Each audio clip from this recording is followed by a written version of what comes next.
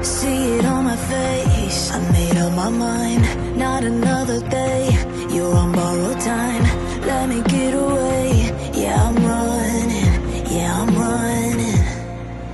So love me or leave me, I'm standing alone. Can't shake a feeling that lives in my bones. Lie to me, tell me you wish that you could, but nothing you gave me is worth what you took. 'Cause baby when I'm gone for good.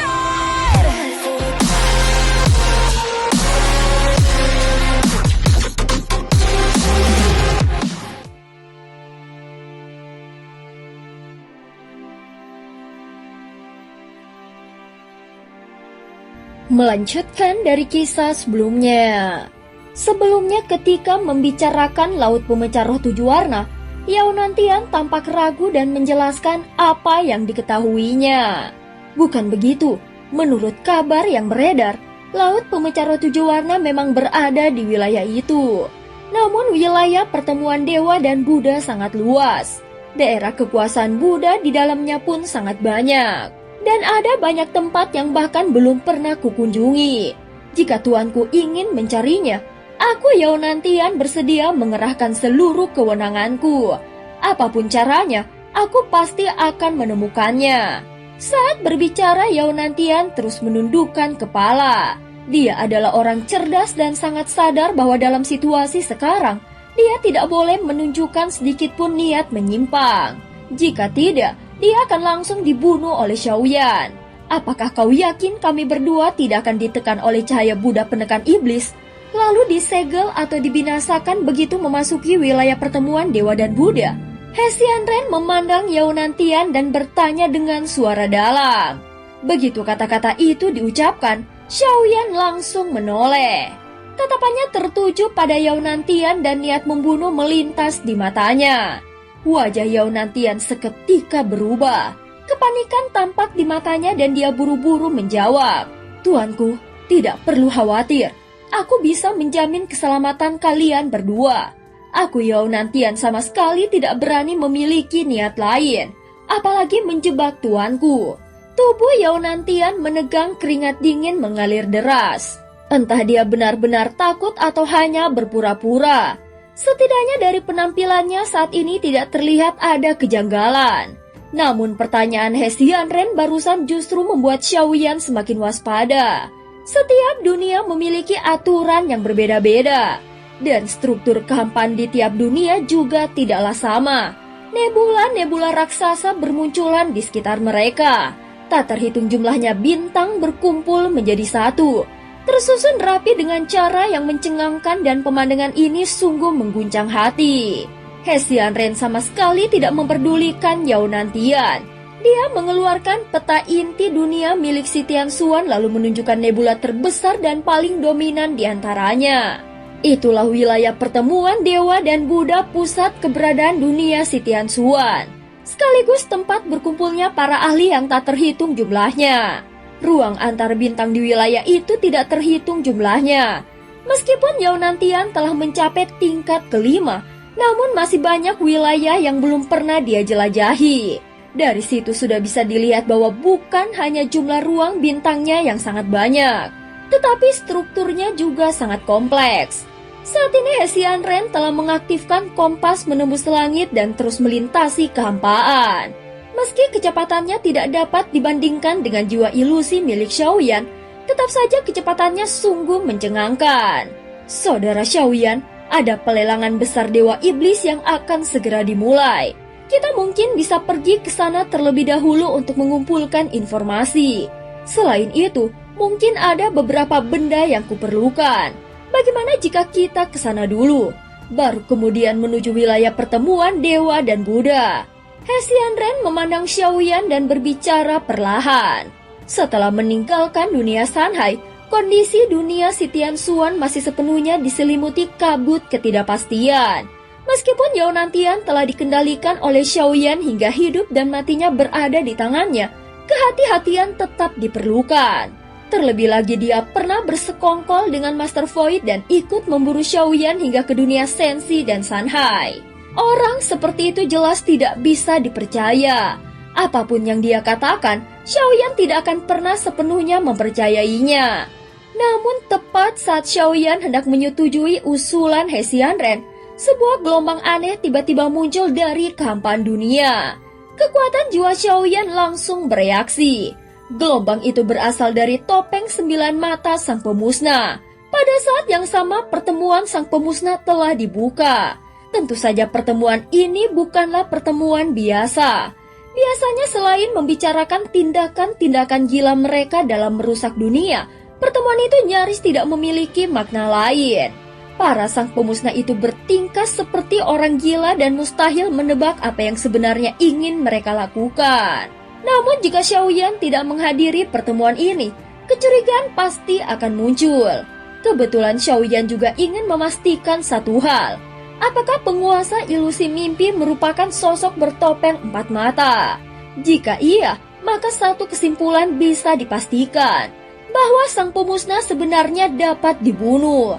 Namun syaratnya hanya satu, menemukan tubuh asli di balik topeng itu. Jika tubuh asli tersebut ditemukan, maka sang pemusnah dapat benar-benar dimusnahkan. Tentu saja ini masih sebatas dugaan Xiaoyan. Bagaimanapun, penguasa ilusi mimpi licik dan penuh tipu daya, serta selalu menyiapkan banyak jalan mundur untuk dirinya sendiri. Meski Xiaoyan telah menghancurkan gerbang emas miliknya, kebangkitan kembali jelas bukan satu atau dua metode yang dia miliki.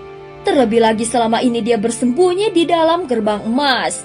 Hal ini jelas menunjukkan bahwa aturan dunia Sanhai sudah tidak lagi mengizinkan keberadaan jiwanya. Semua dugaan ini hanya bisa dibuktikan dengan satu cara, yaitu memasuki pertemuan sang pemusnah. Namun sekarang Xiaoyan berada di atas kompas milik He Xianren. Gerakan sekecil apapun di sini pasti akan menarik perhatiannya. Tidak peduli seberapa baik hubungan mereka, kepercayaan mutlak adalah sesuatu yang mustahil. Terlebih lagi ini menyangkut sang pemusnah, sesuatu yang terlalu sensitif dan berbahaya. Dia berpikir dengan sangat cepat. Saat ini cara paling masuk akal adalah membiarkan Yetian kembali muncul lalu sekali lagi mengerahkan avatar Zuci. Melalui avatar itulah dia akan membawa topeng 9 mata untuk memasuki pertemuan sang pemusnah. Dan itu adalah pilihan yang paling aman.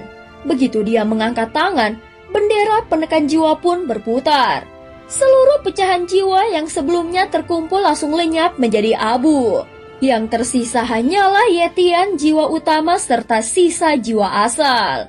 Lapisan demi lapisan jiwa tambahan yang tadinya berkilauan dan berjumlah banyak, kini semuanya menghilang tertiup angin. Namun dari kejadian ini, Xiaoyan menyadari satu hal. Segel pembalik jiwa sejati bendera penekan jiwa juga merupakan teknik cadangan. Teknik ini hanya bisa digunakan satu kali. Akan tetapi dengan mengumpulkan pecahan jiwa dalam jumlah besar, maka pada saat krusial dia dapat melepaskan serangan jiwa yang benar-benar tidak terduga. Segera Yetian pun dilepaskan. Pada saat yang sama, avatar Zuci terpisah dari tubuh utama dan mengikuti di belakang Yetian. Kemudian terus mengumpulkan pecahan jiwa tanpa henti. Dalam hal tingkat jiwa, avatar itu telah mencapai Rana Void. Namun Rana ini memiliki perbedaan esensial dibandingkan Rana Void milik Xiaoyan. Kekuatan jiwa avatar Zuci memang tidak bisa menembus batas Rana lebih tinggi, tetapi dia dapat menimbun kekuatan jiwa. Dengan cara ini, saat dia menyatu kembali dengan tubuh utama, di saat genting dia bisa meledakkan kekuatan jiwa yang mengejutkan. Xiaoyan segera menyerahkan topeng 9 mata kepada avatar Zuci.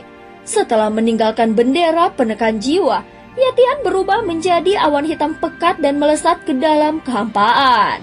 Seperti kuda liar yang terlepas dari kendali menoleh ke belakang. Betapa kuat niat membunuhnya. Gumam He Xianren sambil memandang ke arah itu. Entah apakah He Xianren memahami latar belakangnya, namun Xiaoyan berkata, ia adalah seorang iblis yang telah berkultivasi hingga melampaui batas. Ucap Xiaoyan, aku memang pernah mendengar tentangnya. Makhluk seperti itu sulit dikendalikan. Saudara Xiaoyan, lebih baik kau berhati-hati jika membiarkannya berada di sisimu. He Xianren mengangguk dan memberi peringatan. Terima kasih atas pengingatnya Saudara He, jawab Xiaoyan. Setelah itu Xiaoyan memejamkan matanya. Pikirannya tenggelam sepenuhnya ke dalam kesadaran penjelajahan. Dan sekali lagi dia tiba di alam dewa kekacauan. Begitu menunduk, dia melihat platformnya berdiri. Saat dia mengangkat kepala, dia melihat bayangan beberapa peserta lain. Jelas dia adalah yang datang paling akhir. Di sekelilingnya sudah terdengar suara percakapan dan tampaknya tidak ada yang terlalu memperhatikan kedatangannya. Pandangan Xiaoyan langsung tertuju pada platform keempat, tempat yang seharusnya ditempati sang pemusnah bertopeng 4 mata.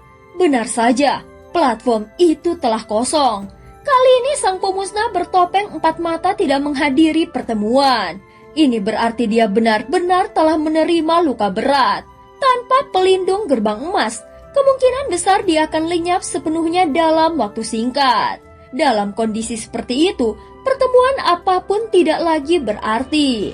Jika sang pemusnah bertopeng 4 mata tidak hadir, maka satu kesimpulan menjadi semakin jelas, bahwa sang pemusnah dapat dibunuh. Namun pikiran Xiaoyan berputar cepat. Topeng Jiugeng yang dia peroleh, apakah sang pemusnah itu benar-benar telah mati? Saat itu yang dia bunuh tidak memiliki tubuh fisik maupun jiwa. Jadi kemungkinan besar Jiugeng yang sebenarnya belum mati. Xiaoyan sama sekali tidak dapat menebak apa tujuan mereka yang sebenarnya. Mereka bertindak tanpa arah yang jelas. Seolah-olah sekelompok orang dengan minat yang sama sedang memainkan permainan membosankan dan tenggelam dalam kesenangan mereka sendiri. Dan cerita pun berakhir.